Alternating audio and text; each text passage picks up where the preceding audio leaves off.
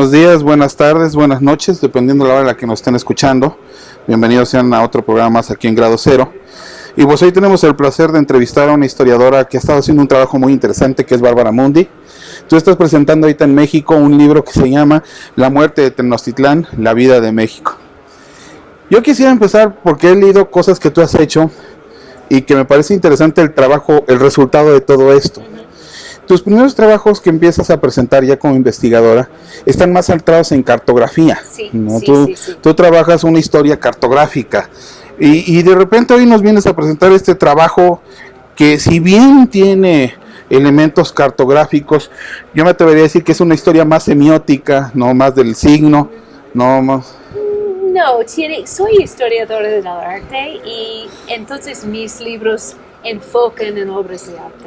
Mi primer libro fue un estudio sobre cartografía indígena y el base de datos era un grupo de mapas que fue patrocinado por el rey de España.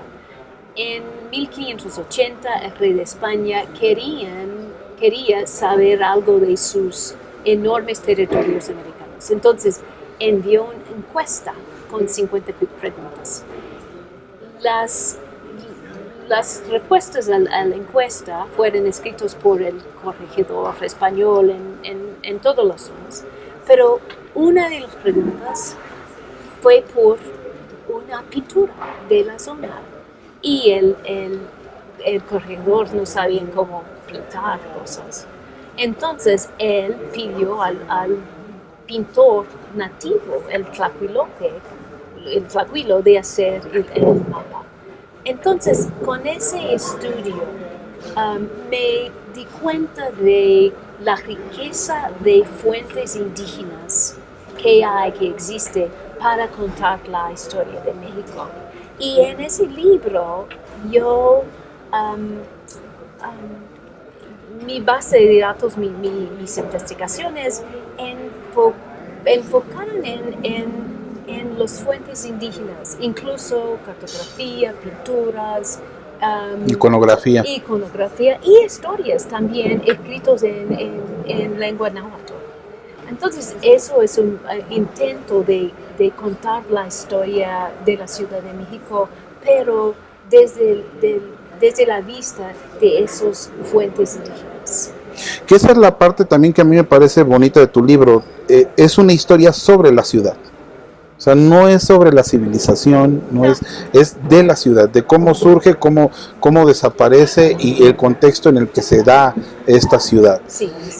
Este sentido a mí me parece interesante porque yo no he leído muchos trabajos sobre historia de las ciudades. ¿Ah, sí? No, he leído muchas cosas, pero de historia de las ciudades no. Ajá. Y siento que en ese sentido tu trabajo es pionero. Ajá. O sea, ¿sí era tu intención hacer una historia de la ciudad? Sí, así, porque la ciudad es el carácter principal en el libro. Y sí, es un poco, mi manera es de contar la historia, es un poco distinto, porque las fuentes más conocidas son las fuentes españolas. Y ellos, como los cartas de Cortés, hablan de la destrucción total de la ciudad durante la época de conquista. Y en esa historia, en este libro, cuenta la historia continua de la ciudad. Porque desde mi punto de vista, las ciudades nunca mueren, solamente cambian sus nombres, a veces la población, pero las ciudades no mueren. Y ahora la Ciudad de México tiene raíces en la Gran Tenochtitlán. Y yo quería contar la supervivencia de esa continuación de la ciudad indígena hasta el presente. En el ejercicio de hacer esta investigación, a mí me sorprendió que tú acudes a varias fuentes actuales, uh-huh. ¿no? Vas desde Antonio Caso, Edmundo Gorman, Eduardo Matós, a Gibson, ¿no? Entonces, una de las cosas que a mí me gustaría conocer es cómo armonizaste todos estos elementos metodológicamente sin correr el riesgo de que se descontextualizara la finalidad que perseguías, porque cada uno de ellos no tiene como finalidad hablar de la ciudad, tiene otras finalidades. Entonces, ¿cuál fue tu criterio o fue el eje rector que tú elegiste para trabajar metodológicamente a estos autores? Yo, well, en mi... Yo en el libro empleo los escritores del gran escritor francés Michel de Certeau. Sí. Y Certeau opina que hay como 3 maneras de ver la ciudad. Uno es en la planificación, en los diseños para el futuro.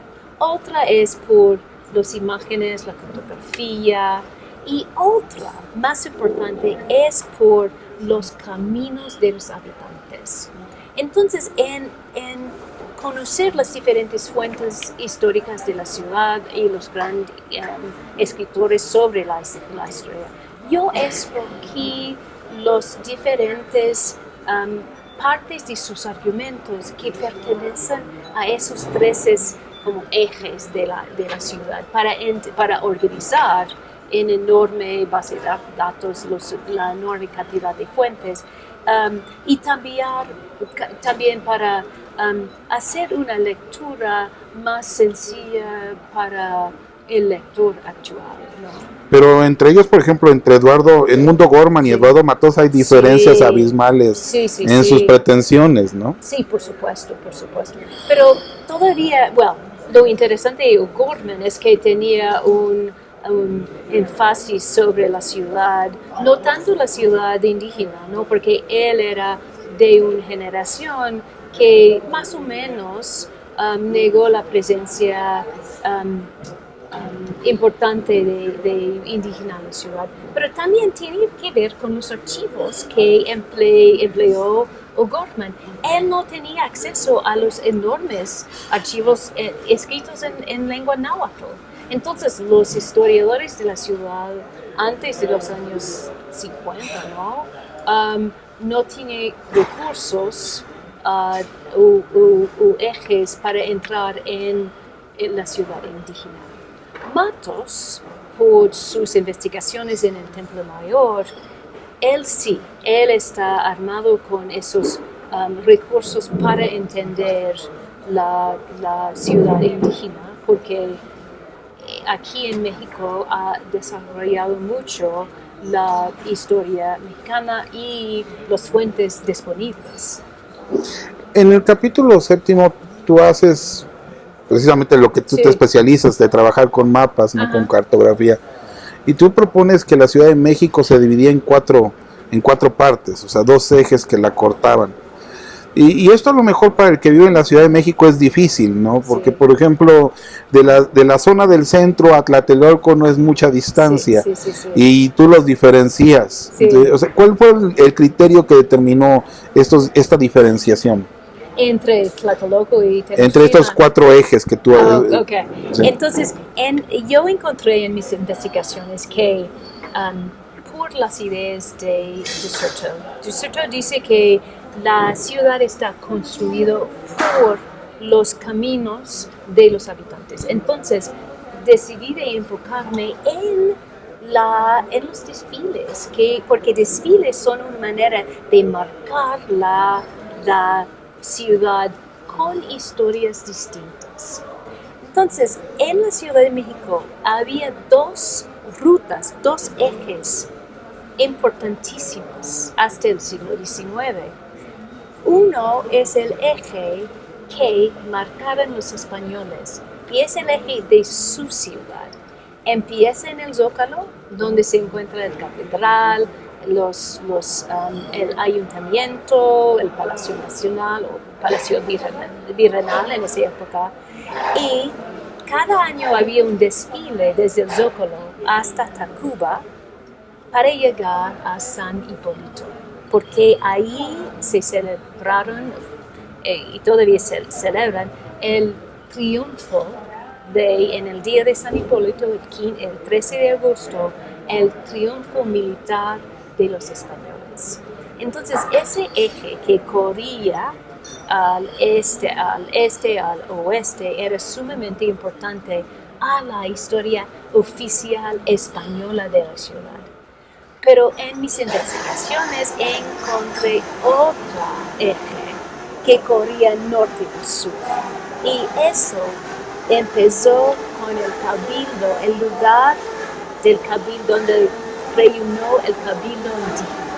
Porque hasta el siglo XIX había dos cabildos en la Ciudad de México. Uno es el cabildo española en Zócalo, otra en el Tecpan, el cabildo indígena. Entonces, había ese eje que corría norte al sur, empezando con el Tecpan, el cabildo, casa de cabildo de indígena, pasa por San Francisco, porque los franciscanos tenían una visión de una ciudad híbrida, indo-cristiana. Entonces sigue hasta llegar a Tlatelolco, donde había otro cabildo indígena, también un monasterio franciscano. Y este eje marca otra historia de la ciudad, que era una ciudad con gobernantes indígenas. Y también había desfiles importantes que empiezan en el Tecpan y reunían con los desfiles de los españoles. Y para mí puede pensar en la unión de los desfiles como la historia de la ciudad mezclada, la ciudad mestiza. Sí, porque eran dos visiones completamente distintas, ¿no? Sí, sí. Encontradas, diría, inclusive. Encontradas, pero los dos viven codo a codo en la ciudad. Y por eso me fascinan tanto las ciudades, porque son lugares donde personas de marcas distintas, ¿no? Y diferentes ideas, identidades y costumbres pueden vivir juntos. Y para mí, yo tengo gran esperanza para el futuro, porque en las ciudades nosotros, seres humanos, muestran nuestra habilidad de vivir juntos, aunque las condiciones pueden ser horribles. Nosotros hay una convivencia que viene de ciudades que es la mejor esperanza para el futuro, ¿no?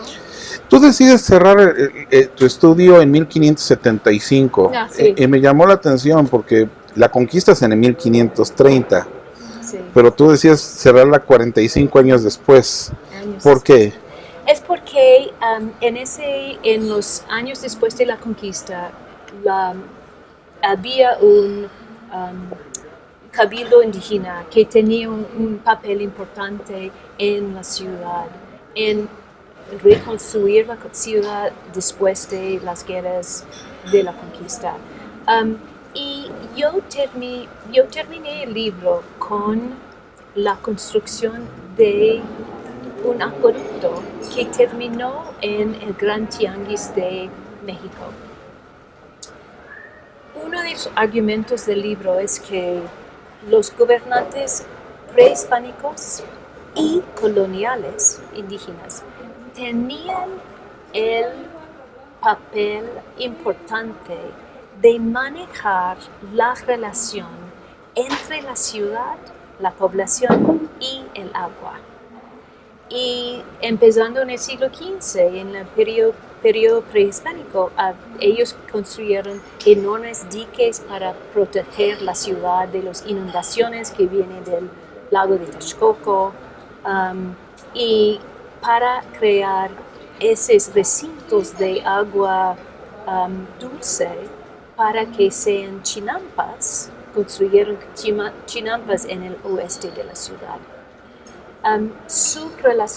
La relación de los gobernantes en mantener los sistemas de agua fue uno de sus cargos más importantes en la época prehispánica y en la época colonial.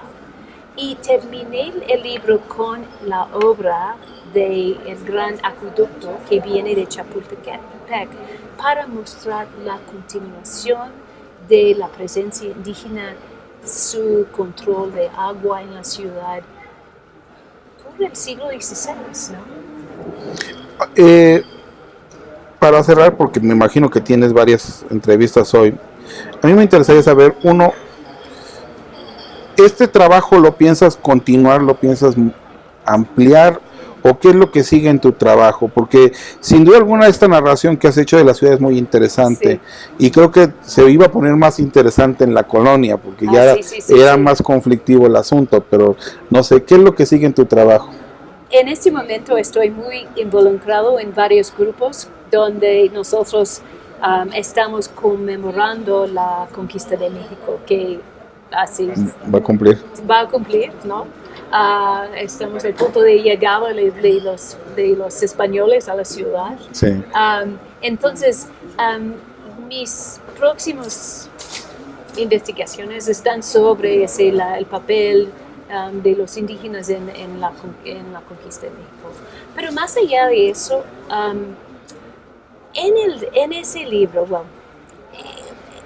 al terminar la historia en ese año, fue el gobierno de la Ciudad de México estaba en manos de un hombre importante que se llama Antonio Valeriano. Y Valeriano, aunque él llegó a poder como ser gobernante de Cabildo Indígena, él llegó a poder durante uno de los más graves epidemias que han padecido en la ciudad desde casi toda su historia, ¿no? Se murieron en esa epidemia más que la mitad de la población, quizás más, ¿no? Valeriano es el héroe para mí porque él, como un gobernante indígena, podía enfrentarse a ese enorme desafío de la epidemia, la caída de la población y mantener sus esperanzas para el futuro en la construcción de un nuevo acueducto para llevar aguas saludables, dulces de los manantiales de Chapultepec para abastecer su comunidad que está vinculada en el sur de la Ciudad de México. Entonces, para mí, él es un tipo de héroe porque él tenía la esperanza para hacer planes para un futuro un futuro con más posibilidades, aunque en el momento estaba sufriendo tragedias enormes, ¿no?